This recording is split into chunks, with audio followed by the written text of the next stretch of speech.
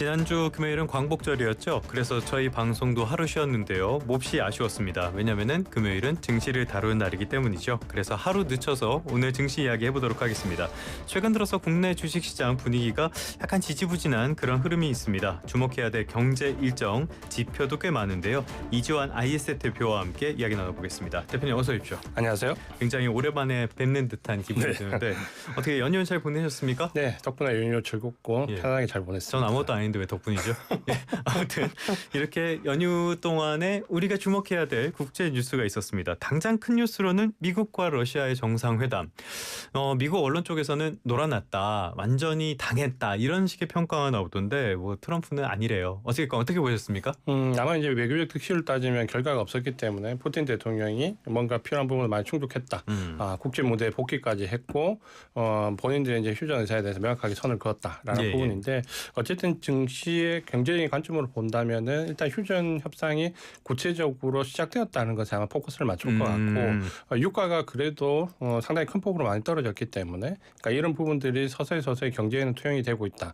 다만 이제 정치적인 부분이 맞물리면 어떤 변수가 많겠지만 우리도 이제 과거에 휴전 협상을 오랫동안 겪어봐서 알지만 그 휴전 협상이 바로 이렇게 종결이 나는 상은 아니잖아요. 그렇게 될 수 없죠. 예. 그렇죠. 그래서 공방도 막 이어지고 그렇죠? 그렇게 되겠죠. 네. 그래서 아마 경제적인 부분이 한 발 앞서가기 때문에 그래도 휴전 협상이 어느 정도 진행되고 있다라는 것에 많이 반응을 하고 있다라고 좀 보셔도 될 것 같습니다. 조금 전에 유가 언급을 해주셨는데 최근에 보면은 유가에 영향을 미칠 만한 다른 소식도 있었어요. 그 오펙 플러스에서 증산을 한다 이런 소식도 있었는데 이렇게 유가가 하락하는 배경은 어떤 걸로 봐야 됩니까? 일단 이제 말씀하신 대로 증산 부분이 가장 큰 부분이죠. 오펙 플러스에서 계속해서 증산을 해왔고 9월달에 또 1일 50만 배럴 이상 또 새롭게 증산을 하고 특히 이제 그동안 가장 잠잠했던 사우디가 증산에 동참을 하고 있기 때문에 그 여파가 좀 크다라고 보면 공급적인 측면에서는 어쨌든 공급이 늘어난다라고 유가 하락 요인이 있고 또 한 가지는 좀 전에 이제 말씀드렸던 러시아 우크라이나 전쟁이 어쨌든 지정학적 리스크가 줄어들면 여기에 대한 이제 유가도 좀 안정세를 찾을 수 있기 때문에 아마 이제 이런 부분들 때문에 유가는 하향 안정화 되고 있다. 60불 초반대까지 내려왔고 다만 이제 수요와 관련된 부분에서는 아직까지 이제 얘기가 없는데 공급이 늘어난 만큼 수요가 과연 어느 정도 늘어날 수 있을까라는 부분에서 중국이나 인도의 수요량에 대해서 아마 조금 반응을 하는 시기가 오면 유가는 일부 반등이 나오겠지만 전반적으로 공급 확대에 대한 부분 때문에 유가는 하향 안정화되는 모습을 보일 것 같습니다. 최근에 중국 경제 지표가 굉장히 안 좋게 나와가지고 그렇다면 석유 수요에도 영향을 미칠 것 같은데 상황을 좀 지켜보기로 하고요. 갑자기 드는 생각은 사우디에서 이렇게 증산을 해도 얘네들 채산성이 괜찮나라는 걱정도 드는데 남 걱정할 때 아니긴 하지만 사우디가 참을 만큼 참았거든요. 사실 그동안 이제 러시아의 그 덤핑 판매 부분, 오페크 플러스 이외 지역, 이란 증산 그리고 오펙 국가 내에서 북아프리카 국가들의 의도적인 증산 이런 걸 모두 사우디가 감내하고 있었기 때문에 아마 이번에는 사우디가 증산의 칼을 제대로 빼들 것 같습니다. 알겠습니다. 국제 소식 짚어보고 있는 중이고요. 지표도 한번 보도록 하겠습니다. 미국 지표, 지난주에 물가 지표들이 나왔는데 일단은 소비자 물가, 이거는 헤드라인, 그러니까 겉으로 드러나는 거는 그럭저럭 괜찮게, 근원은 좀 불안하게 나왔고요. 생산자 물가 지수는 예상보다 많이 올랐어요. 이건 어떻게 봐야 됩니까? 소비자 물가가 생각보다 괜찮았는데 생산자 물가에서 많이 올랐다. 대부분 이제 관세 영향이 이제 서서히 투영된다라고 보는데 물론 이제 이 부분이 틀린 얘기는 아닙니다. 다만 이제 이 부분이 전체라고 좀 보기는 어려운 게 이번에 생산자 물가가 급등했던 것은 뭐 여러 가지 부분이 많이 올랐지만 특히 유통 서비스 쪽이 2.6% 정도 급등을 하면서 전체적인 수치를 많이 끌어올렸거든요.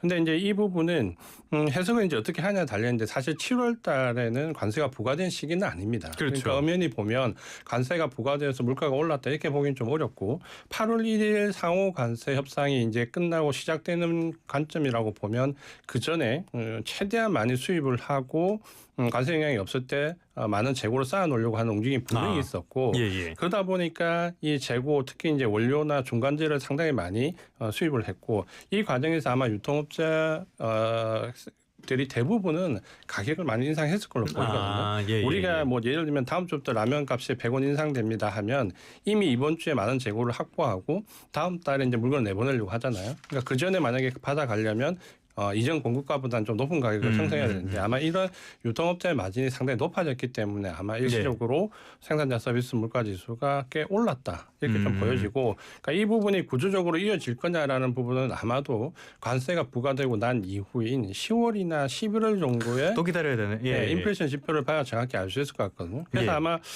진짜 만약에 이게 구조적인 부분으로 관행화되는 부분이라면 아마 미국 증시가 이 정도 올랐으면 급락을 했을 건데 사실 미국 증시는 당일날 거의 충격을 흡수하고 오히려 예. 플러스 마감을 했거든요. 그래서 미국 증시는 아마 아직까지는 관세 영향이 구조적이지 않다라는 쪽에 예. 시각을 가지고 있는 것 같습니다. 아니 그냥 그러는 거 아니에요? 지표 잘 나오면 잘 나와서 오르고 안 나오면은 금리 내릴 거니까 오르고 막 그 지네 멋대로 이렇게 가는 것 같은 그런 느낌도 드는데 말씀하신 것처럼 상호 관세가 도입되면 10월 11월부터는 물가 지표가 또 불안해질 가능성이 있다. 그래서 그런지 이 생산자 물가 지수 나오고 나서는 9월달 그 연방공개시장위원회 FOMC 회의에 대한 전망에서 동결 가능성이 약간은 올라왔더라고요. 그렇게 되면은 9월 일단은 인하는 하긴 할까요? 아마 이제 인하는 할 수 있을 것 같은데 이전에 이제 기대했던 50pp 이상의 B컷에 대한 기대감은 아마 좀 일단 후회를 할까 호퇴를 할 것 같고요. 네네네. 아마 이제 25bp 인하를 놓고도 파월 의장을 비롯한 강성파 쪽에서는 아마 이제 인하를 하지 않을 쪽으로 굳을 거고 반면에 이제 지금은 트럼프 대통령이 임명했던 트럼프 대통령에 서 있는 연준 의원 세 분이랑 그리고 최근에 이제 뭐 샌프란시스코 연준 총재 같이 좀 인하를 해야 된다는 쪽 중립파에서 인하를 해야 된다는 쪽이 합치면 거의 이제 양쪽이 백중세거든요. 그래서 지금 사실 섣부르게 판단하기는 어려운데 그래도 25bp 정도 인하를 하지 않을까라고 좀 보여집니다. 알겠습니다. 요것도 이게 정치까지 개입이 돼버리니까 오히려 상황이 복잡하게 돼버린 그런 상황인 것 같습니다. 이것도 지켜봐야 되겠고요. 그러다 보니까 관심을 갖는 게 잭슨홀 미팅 이 부분이 아닐까 싶은데 잭슨홀 미팅이 아이오와든가요? 어디서 하는 거였죠? 네, 미국은 이제 아이오에서 아마 하는 걸로 알고 있고 이 잭슨홀 미팅에 대한 이제 그 시장의 주목을 좀 많이 받고 있는데 사실 이제 잭슨홀 미팅 자체는 그렇게 아주 미시적인 현재에 대한 금리 정책이나 이런 부분 발표한 자리는 아니거든요. 와이오밍이었네요. 예. 와이오밍 있습니까? 대부분은 그 잭슨홀 미팅에서 이제 논의되는 것은 매크로적인, 그러니까 거시적인 시각에 대한 주제. 이번에 이제 고용인데 여기는 이제 참석하는 자체도 물론 이제 미국의 연준이나 다른 연방은행 총재들 혹은 각국의 연방은행 총재 아니면 재무부 장관들. 그러니까 대부분 이런 분들이 참석하시기 때문에 당장의 어떤 현실적인 부분에 대한 논의를 그렇게 많이 하지는 않습니다. 그래서 이제 거시적인 아마 이번에는 고용과 관련된 부분에서 매크로적인 부분을 논의하는 걸로 보이는데 가끔 가다가 이 파월 의장이 여기서 가끔씩 폭탄 발언을 할 때가 있거든요.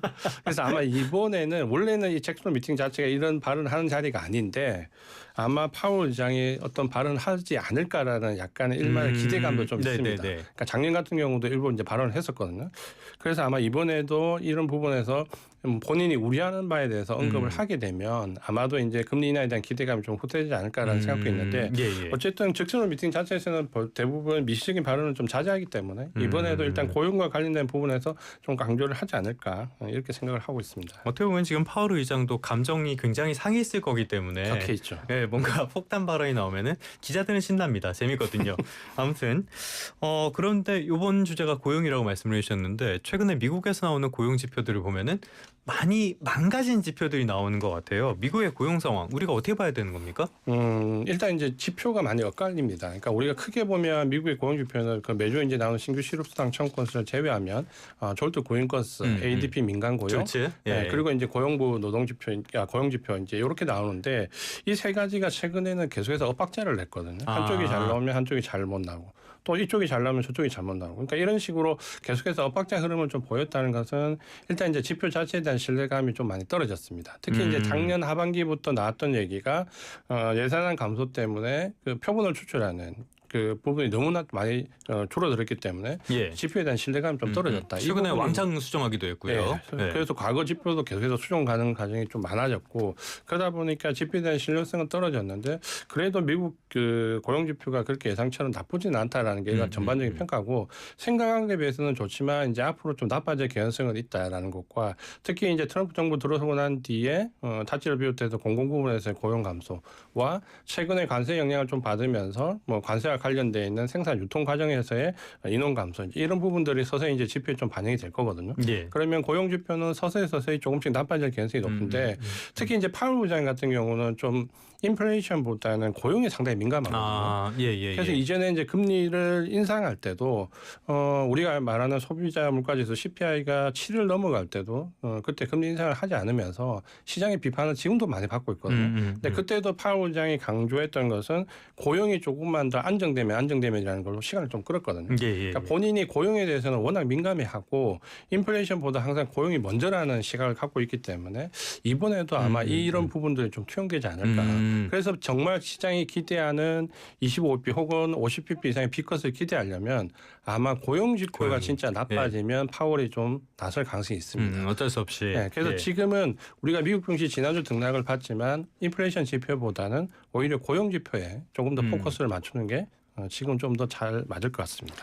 여러 가지 용어가 나와서요. 살짝만 배경 설명을 드리면은 민간 고용, 미국은 일단은 크게는 한 세 가지 정도 보시면 되고요. ADP 민간 고용은 이거는 ADP사에서 발표하는 지표. 졸츠는 구인 구직 보고서. 그다음에 제일 중요한 게 비농업 고용 지표고요. 우리 하는 법에는 고용이 없는데 연준에는 고용에 신경 써야 된다는 게 명시적으로 나와 있다는 상황까지 보시면 좋겠습니다. 자, 우리 시장 이야기 좀 해보도록 하죠. 오늘은 장초반 분위기가 별로 안 좋네요. 한 1% 가까이 하락하면서 시작했는데 왜 이러는 겁니까? 아마 이제 지난주 우리가 미국 증시가 조금 조정을 왔다 갔다 할 때 좀 쉬었던 휴장의 영향이 좀 있을 것 같고요. 또 한 가지는 아마 이제 우리 증시에서 지금 그 코스피 기준으로 보면 7월 중순부터 계속해서 기간 조정 양상이 이어지고 있거든요.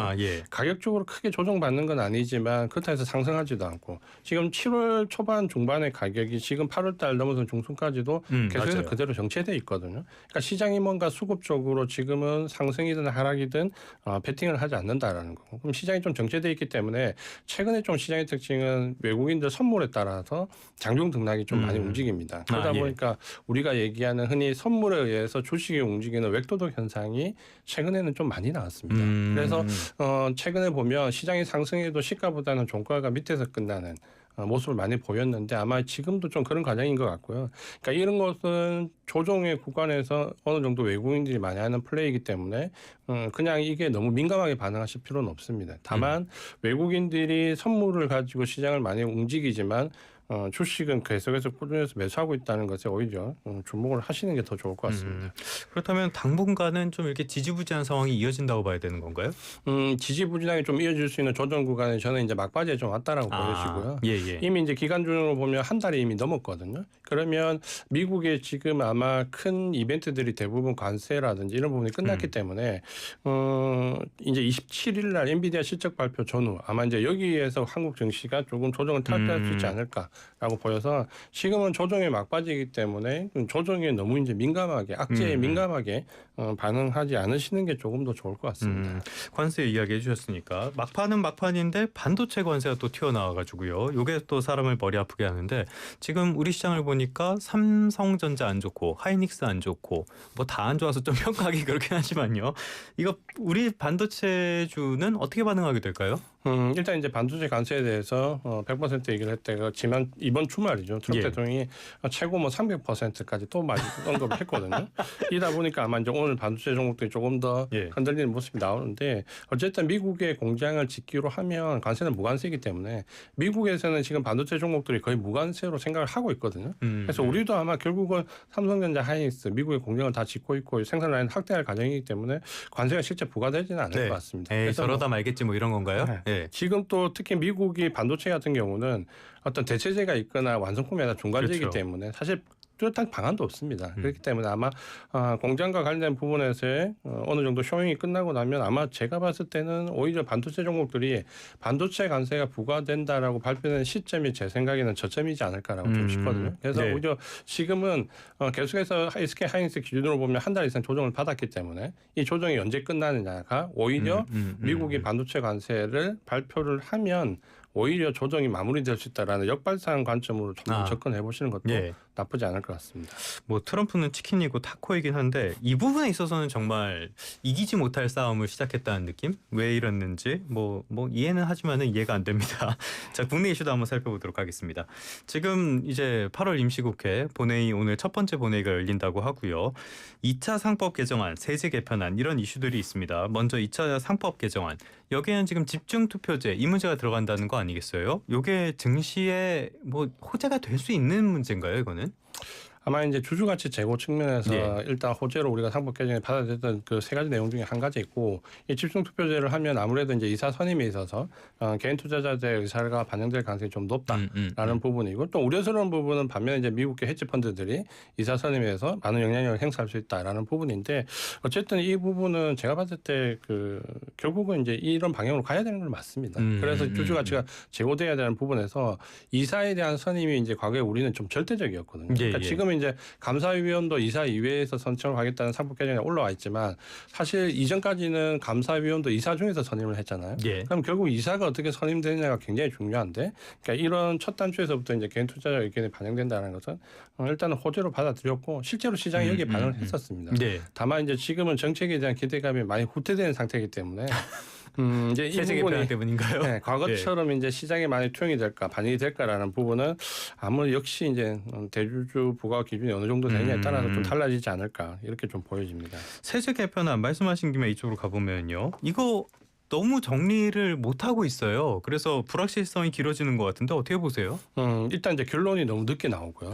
그다음에 이제 기대했던 정책의 후퇴감에 대해서, 그러니까 이거를 극복하지 않으면 지금 뭐 주식 5천과 관련된 뭐 여러 가지 정책들이 나오는데 이게 이제 잘 시장에 먹히지 않는다라는 거죠. 그리고 이제 시장에 대한 주주들의, 특히 투자자들의 반응은 이재명 정부에 대한 기대감이 어떻게 보면 이제 민주당 정부에 대한 도로합니다. 그러니까 이런 인식이 좀 있거든요. 이제 그러다 보니까 정책에 대한 기대감이 많이 후퇴했고 관련 종목들이 상당히 많이 급락을 했습니다.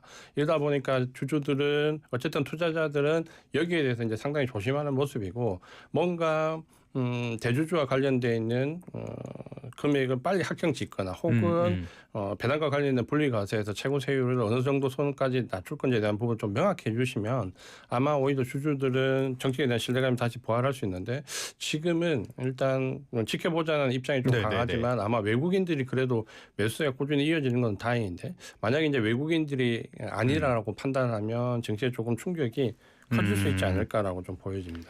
아니, 맞는 방향으로 생각하면은 밀어붙이든지 설득을 하든지, 아니라고 생각하면 빨리 드롭을 하든지 어떻게든지 결론을 내야 되는데 여전히 결론을 내리지 못하고 있습니다. 이런 것들이 시장에 부담을 주고 있다는 사실 잊지 말아야겠습니다. 지금까지 이지환 IS의 대표와 함께 우리 주식시장 그리고 세계 경제를 둘러싼 다양한 이슈들 진단해봤습니다. 오늘 말씀 잘 들었습니다. 맞습니다. 이거 LG 맞죠? LG네. 거봐, LG잖아. 당신의